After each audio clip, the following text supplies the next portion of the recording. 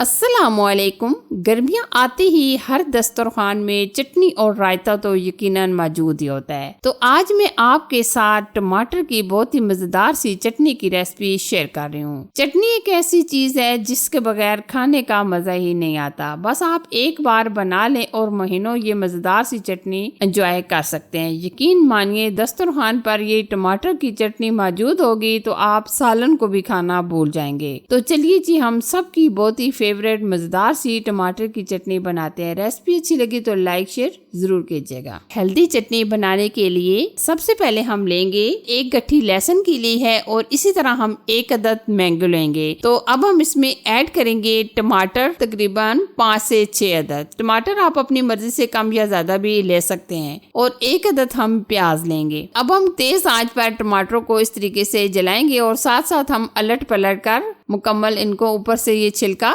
जला लेंगे। आप परेशान ना होइएगा क्योंकि ये ऊपर से टमाटर का छिलका ही जलेगा। साथ साथ हम अलट पलट कर तमाम चीजों को इस तरीके से पका लेंगे। मैंगो आप खट्टे वाला भी ले सकते हैं, मीठे वाला भी ले सकते हैं, जो आपके पास अवेलेबल हो। ये देखिए आप देख सकते हैं माशाल्लाह ये छिलका जो था ये ऊपर से ब्लैक हो चुका है। अब हम इसको अलग से प्लेट में निकाल लेंगे। आप देख सकते हैं मैंगो भी हमारा काफी हद तक ये ऊपर से छिलका जल ही चुका है। और प्याज को और मैंगो को हम थोड़ा सा और पकाएंगे। ये देखिए मैंगो और प्याज को भी हमने पका लिया है। अब हमने ये तमाम चीजों का छिलका रिमूव कर लेना है। हम फोक की मदद से इस तरीके से और नाइफ की मदद से ये छिलका मुकम्मल रिमूव कर लेंगे। बहुत ही आसानी से ये छिलका रिमूव हो रहा है और आप देख सकते होंगे काफी हद तक ये टमाटर हमारे सॉफ्ट हो चुके हैं। ये देखिए एक टमाटर का छिलका हमने रिमूव कर लिया है। इसी तरीके से तमाम टमाटरों का छिलका हम रिमूव कर लेंगे। आप देख सकते होंगे कितनी आसानी से ये छिलका रिमूव हो रहा है। अक्सर गर्मियों के दिनों में दिन के वक्त सालन खाने को बिल्कुल दिल नहीं करता। अगर आप इस तरीके से ये टमाटर की चटनी बनाकर रोटी के साथ खा लेते हैं तो यकीन माने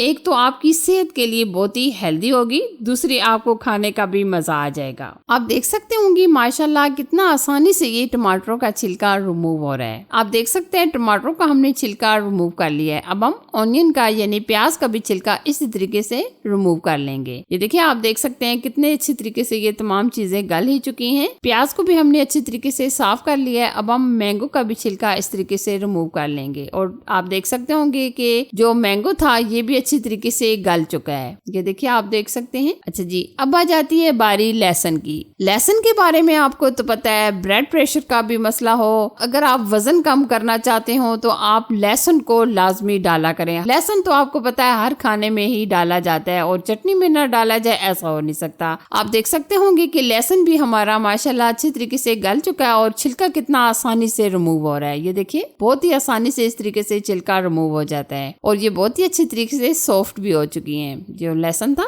बहुत अच्छी तरीके से सॉफ्ट हो चुका है। अगर आपके पास चॉपर है तो बेस्ट, अगर नहीं है तो आप ये दोड़ी डंडा के साथ भी ये चटनी बना सकते हैं। बहुत आसानी से ये बन जाती है। पहले हमने प्याज को कटिंग कर लिया है। इसी तरीके से हम टमाटर को भी हम दो हिस्सों में इस तरीके से कटिंग करके डाल देंगे। ये देखिए इस तरीके से हम टमाटर को भी कटिंग करके डालेंगे और लहसुन को भी डाल देंगे और जो मैंगो है इसका मुकम्मल पल्प निकाल लेंगे। क्योंकि हमने गुठली तो इसमें डालनी नहीं है तो इसलिए हम ऊपर से ये नाइफ की मदद से खुरच कर ये पल्प निकाल लेंगे। ये देखिए बहुत आसानी से ये निकल रहा है क्योंकि ये बहुत अच्छे तरीके से गला हुआ है। अच्छा जी अब हम इसमें डालेंगे हरी मिर्चें। ये हमने 5 अदद हरी मिर्ची ली हैं। ये बहुत ज्यादा तीखी वाली नहीं है और ना ही ज्यादा मीठी वाली है। तो मिर्चों को भी हम इस तरीके से हल्का हल्का कटिंग कर डालेंगे ताकि आसानी से ये पिस जाए। अच्छा जी अब हम इसमें डाल देंगे हरा धनिया। हरे धनिया को भी हम इस तरीके से छोटा छोटा कटिंग करके डालेंगे और हरे धनिया को आप अच्छे तरीके से लाजमी धो लीजिएगा और धोने के बाद मुकम्मल खुश्क कर लीजिएगा। अच्छा जी अब आ जाती है बारी पुदीने की। पुदीने के भी हम इस तरीके से पत्ते तोड़ तोड़ के डाल देंगे। पुदीना भी आपको पता है हमारी सेहत के लिए कितना फायदेमंद होता है। अब हम क्या करेंगे चटनी को मुकम्मल चॉप कर लेंगे। ये देखिए जी आप देख सकते हैं माशाल्लाह हमारी चटनी को हमने अच्छे तरीके से